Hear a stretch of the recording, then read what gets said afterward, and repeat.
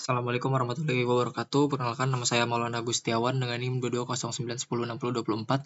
Di sini saya bakalan mempresentasikan hasil kerja saya untuk tugas pengolahan citra yaitu klasifikasi telur.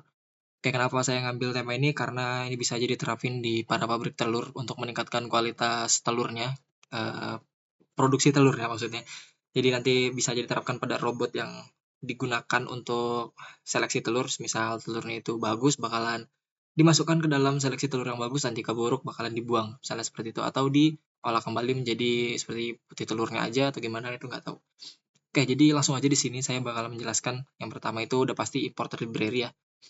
Ya, ada banyak. Lalu yang kedua itu ada segmentasi gambar. Oke, di sini metode yang saya gunakan untuk segmentasi itu adalah metode OTSU.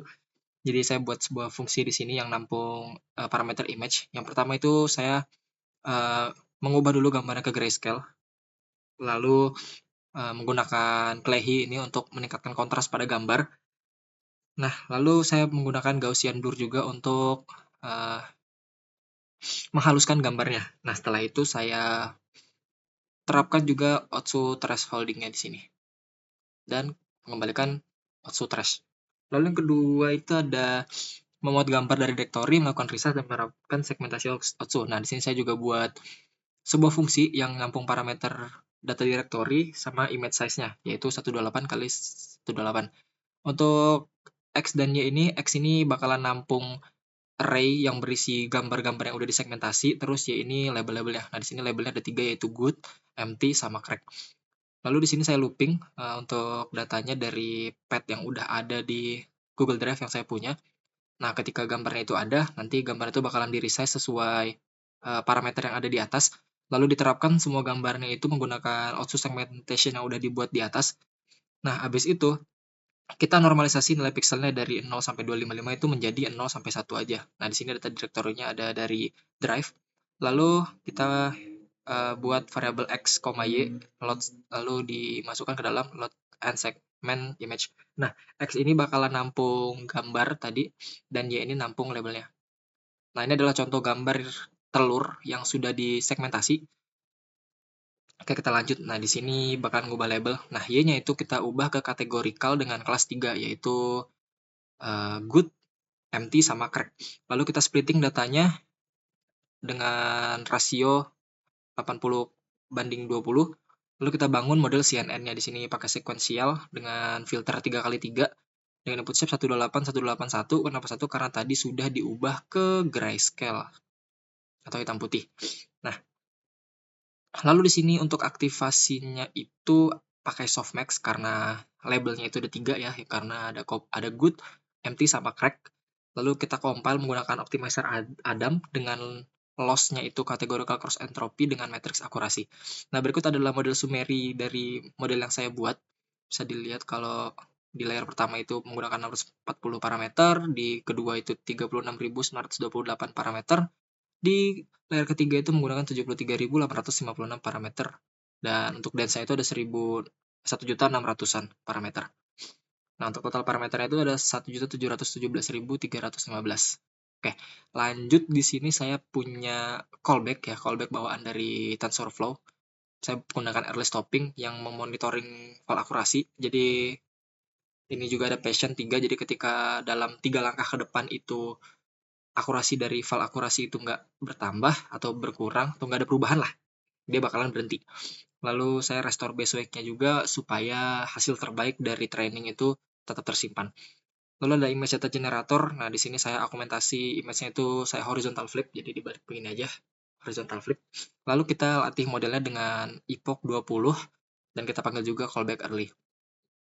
Oke, kalau di sini bisa dilihat hasil akurasinya itu cukup imbang ya, 91 sama 93 di terakhir. Lalu untuk evaluasi model, kita tes evaluasi modelnya itu hasil akurasinya itu 0,94 atau 94%. Hasil prediksi dari model saya itu udah cukup baik lah. Ini prediksi dari kelas hasil training sama kelas sebenarnya. Ini bisa dilihat ada 120, 120 juga, 201, 201, 01, 01, 000, 000, 122, 120. Nah, di sini ada perbedaan berarti ya karena bukan satu ya, jadi tidak pasti sama gitu. Karena cuma 94% yang sama.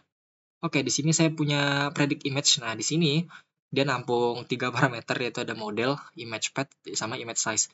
Jadi ketika dipanggil nanti, gambarnya itu bakalan di-resize jadi 18 ke 128, baru diterapkan outsu segmentasi tadi, baru kita normalisasi dan tambahkan dimensinya ke channel. Setelah itu kita prediksi si segmented image tadi yang udah diterapkan outsu image dengan kelas label itu ada good, empty, sama crack, baru kita predik.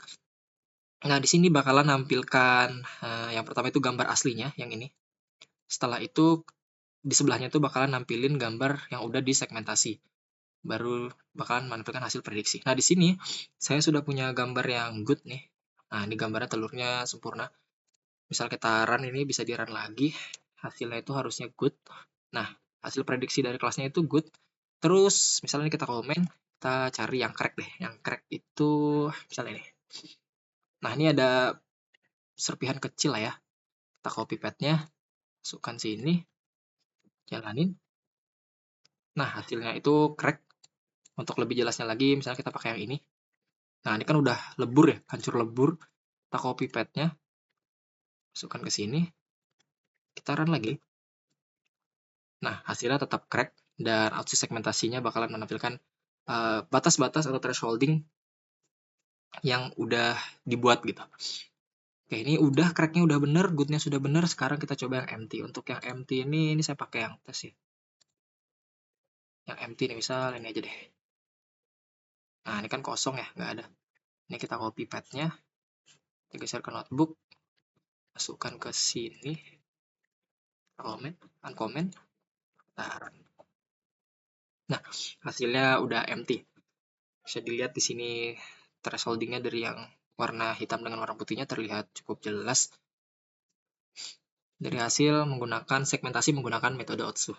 Oke, mungkin itu aja presentasi dari saya mengenai klasifikasi telur dengan 3 label, yaitu good, empty, dan crack. Kurang lebihnya saya mohon maaf. Wassalamualaikum warahmatullahi wabarakatuh.